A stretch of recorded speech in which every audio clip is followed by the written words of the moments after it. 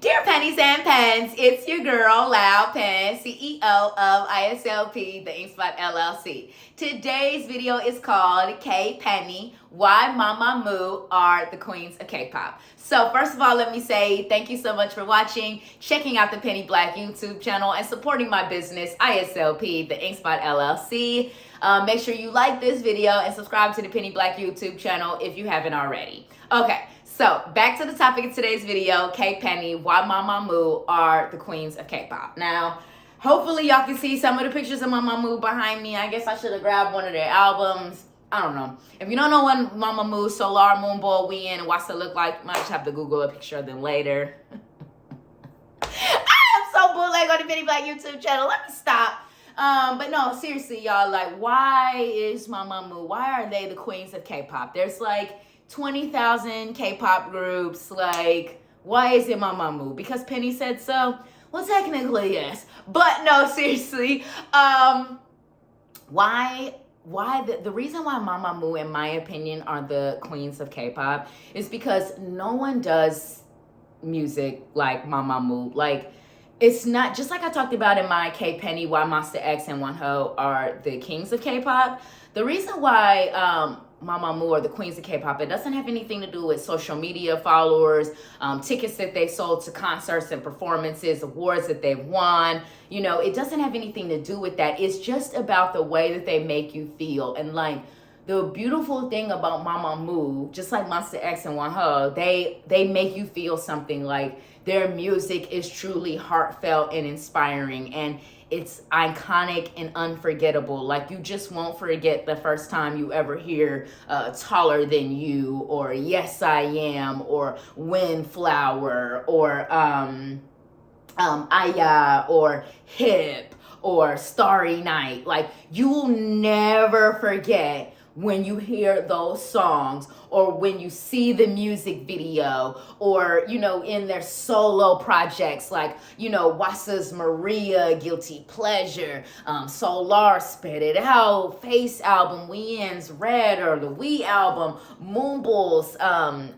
Dark Side of the Moon, or Six Twins, or Cheese in the Trap. Like, these four women are just icons, Pennies and Pens. I mean, like, when they tap the mic, it goes down. You feel me? Like, it's just, Mamamoo's music is another level. Like, it's crazy. Like, I stopped listening to other K-pop girl groups. Like, I literally don't even bother anymore. I'm like, because you guys, if you really go through the Penny Black YouTube channel and my blog, De La Pen Off and everything, you'll notice, like, there was this other group that I did used to support. And I see one of the photos behind me, but like, I will always have love in my heart for them.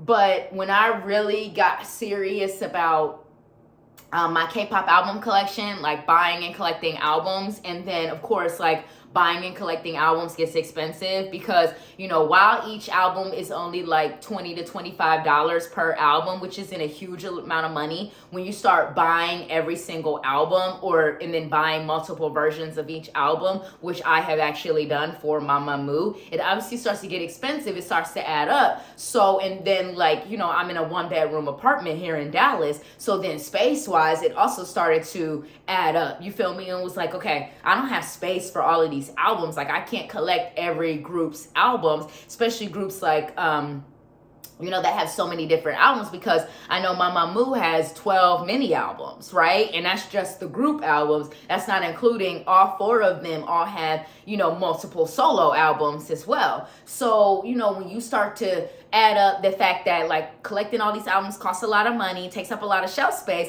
you start to think, like, well, who do you really want to support? You know what I'm saying? And so when I started that, I was like, you know what? Mamamoo is the girl group. They're the ones that I actually, like, go back and listen to their albums, like, multiple times, and, like, could put their album in the CD player and, like, loop it on repeat. And that's when I decided to stop really going hard for and supporting other groups, because I was like, no, Mamamoo, they the queens. Like, I was like, I really only need Mamamoo. Like, I was like, between they 12 mini albums, I'm pretty much set. Like, you know what I'm saying? I was like, Mamamoo at this point, they the reason why I still listen to, like, a K-pop girl group, because if it wasn't for them, then I would have just stopped. You know what I mean? And so I was like, they are the queens of K-pop. So I've kind of babbled and gone a little bit all over the topic for the last 5 minutes. So let me actually like try to get to the point. K-Penny, why Mamamoo are the queens of K-pop. So vocally, Mamamoo, 4 phenomenal vocalists, and they all 4 of them have such unique voices. That's the thing.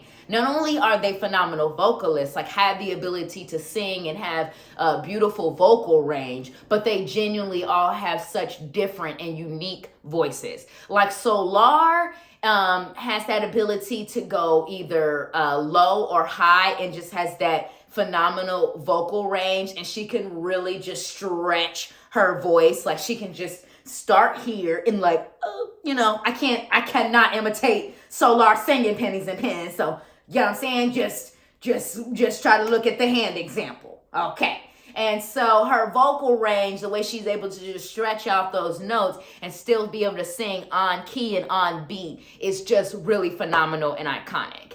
And then Moonbull, who's actually Mamamoo's main rapper as far as position title, but she's also a phenomenal vocalist as well. And what's cool about Moonbull's voice is that she sings in the lower register, so she has like that more, I would really call her more of like a tenor, sometimes an alto, but just a really special, beautiful voice. And then Wien, just like Solar, also has that beautiful vocal range. Wien sings to me more in the alto range for the most part, but just like Solar, she also has the ability to stretch her voice, stretch the note, but still be able to sing,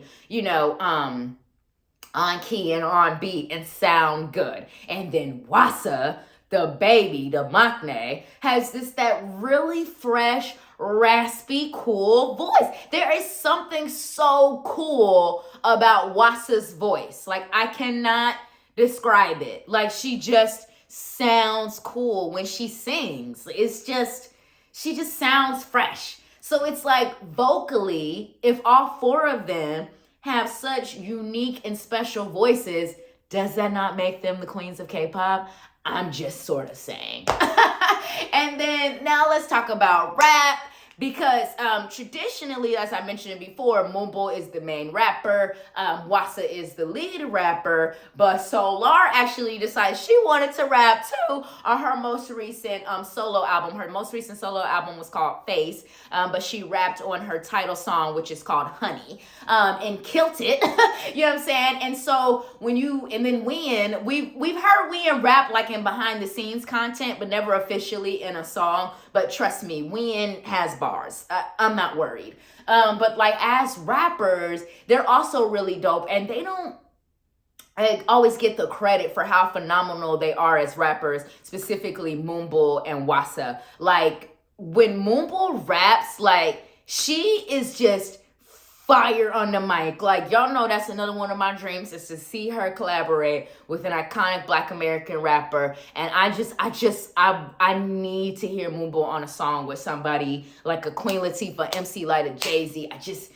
Or Lauryn Hill. Oh my God. It would be so cool to see her do something with Lauryn, because Lauryn especially because that's the last thing that anybody would ever expect Lauryn Hill to do, like collaborate with a female rapper from K-pop. Like nobody would ever expect Lauryn Hill to do that, but that would be fresh and fire. But anyways, like just as rappers, like I mean, Moonbull and Wasa, nobody don't tap the mic like them. Like they raps just be so on point.